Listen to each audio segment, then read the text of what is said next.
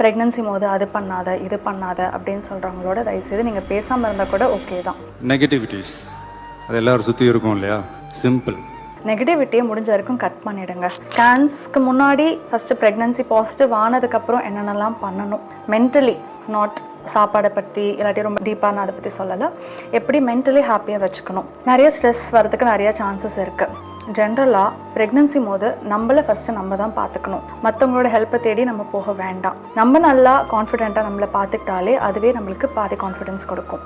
But family உள்ளவங்களும் நம்மளுக்கு சப்போர்ட்டிவாக இருக்கணும், ஹஸ்பண்ட் சப்போர்ட்டிவாக இருக்கணும், ஃபேமிலி மெம்பர்ஸ் சப்போர்ட்டிவாக இருக்கணும், இன்லாஸ் அண்ட் சரௌண்டிங் சிஸ்டர்ஸ் உங்களுக்கு இருந்தாங்கன்னா, ஒரு sister in law, like any one, நம்மளை சுற்றி யார் இருக்காங்களோ ஒரு பாசிட்டிவிட்டி ஸ்ப்ரெட் பண்ணுற மாதிரி தாங்க பேசணும். நிறைய பேர் உங்களை குழப்ப பார்ப்பாங்க, நிறைய பேர் உங்களை கன்ஃபியூஷனில் கொண்டு போவாங்க. இதுவே உங்களுக்கு நினச்சி அது ஓவர் திங்கிங் ஆகும்.